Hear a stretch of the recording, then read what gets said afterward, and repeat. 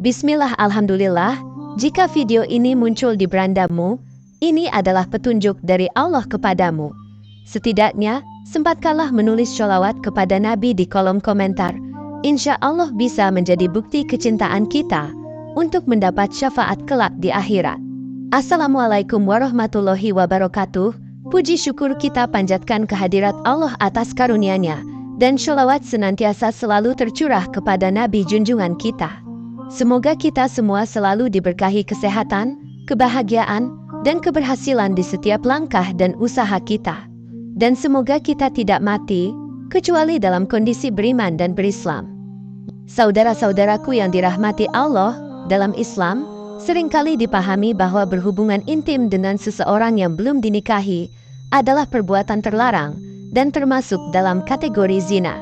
Namun, ini akan menjadi suatu kejutan bagi sebagian orang bahwa terdapat wanita yang diperbolehkan untuk dijima tanpa adanya ikatan pernikahan, bahkan dengan larangan untuk dinikahi.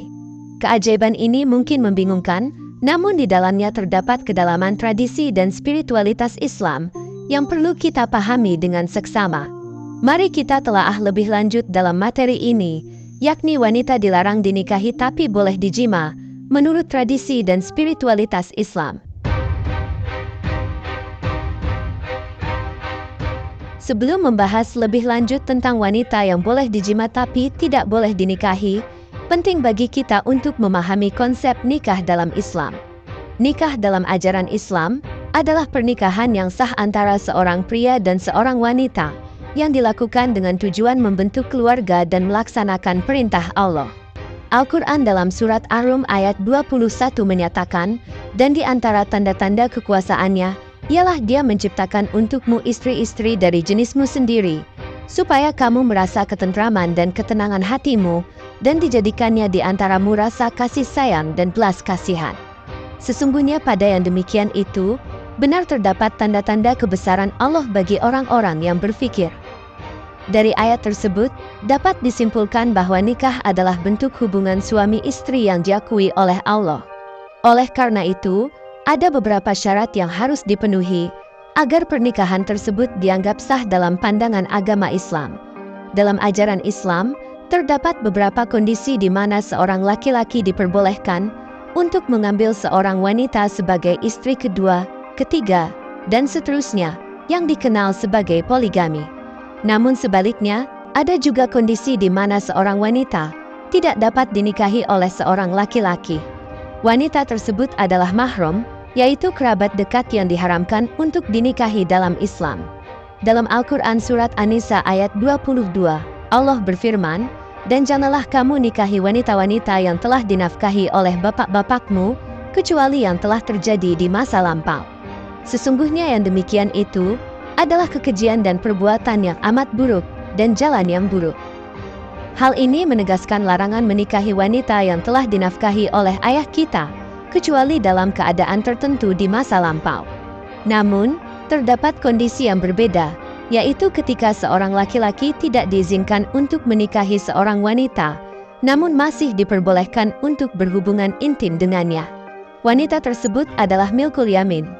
Dalam Islam, pemahaman terhadap hukum-hukum yang berlaku menjadi sangat penting agar dapat mengamalkannya dengan benar.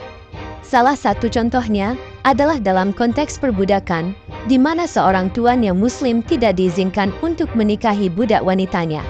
Meskipun tidak diizinkan untuk dinikahi, budak wanita tersebut tetap dihalalkan untuk dijima.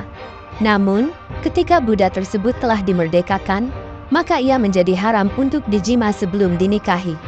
Konsep milkul yamin, atau budak yang dimiliki, disebutkan dalam beberapa ayat Al-Quran, seperti dalam surat Al-Mu'minun ayat 5-6, dan orang-orang yang menjaga kemaluannya, kecuali terhadap istri-istri mereka atau budak yang mereka miliki, maka sesungguhnya, mereka dalam hal ini tiada tercela. Syekh As-Sadi menjelaskan, bahwa milkul yamin merujuk kepada budak perempuan yang dimiliki oleh seseorang.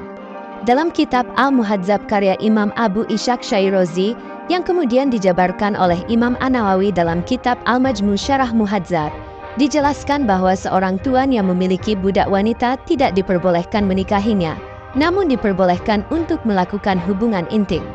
Meskipun pandangan ini mungkin terdengar aneh, karena hubungan intim dianggap halal sedangkan pernikahan dianggap haram, namun ada juga pandangan lain yang menyatakan, seperti pendapat Imam Syafi'i, bahwa jika seorang tuan menikahi budak wanitanya, pernikahan tersebut tidak sah dan harus dibatalkan, karena pernikahan harus memenuhi hak-hak wajib seorang wanita, terutama jika wanita tersebut masih dalam status budak.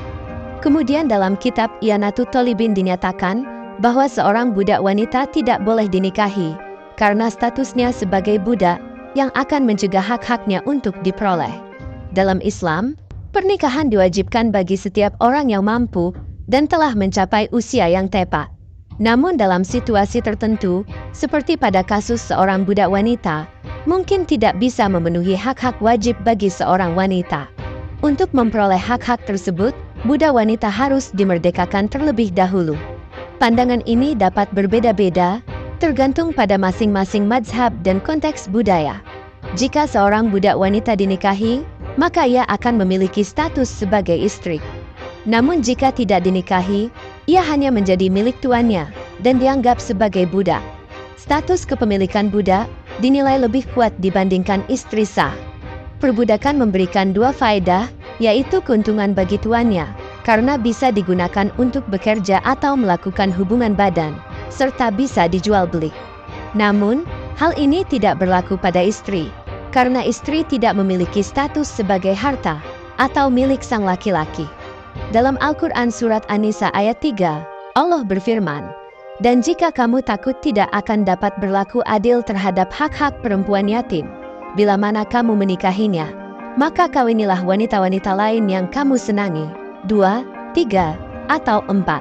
Kemudian jika kamu takut tidak akan dapat berlaku adil, maka kawinilah seorang saja, atau budak-budak yang kamu miliki."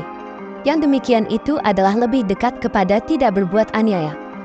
Pandangan ini menegaskan bahwa dalam konteks perbudakan, hak-hak budak wanita tidak setara dengan hak-hak istri, sehingga pernikahan dengan budak wanita dianggap tidak sah. Hal ini juga menggarisbawahi pentingnya keadilan dan pemenuhan hak-hak dalam pernikahan yang tidak dapat terpenuhi sepenuhnya dalam hubungan antara tuan dan budak wanita. Dalam Islam, istri sebenarnya hanya menjadi kemanfaatan saja dan tidak menjadi milik suami secara hakiki. Meskipun istilah suami istri dalam bahasa memiliki arti saling memiliki, namun secara hakikat, suami dan istri hanya dapat saling memanfaatkan satu sama lain. Apabila terjadi pemahaman bahwa ada kepemilikan atas pernikahan, maka hal tersebut justru dapat membatalkan pernikahan.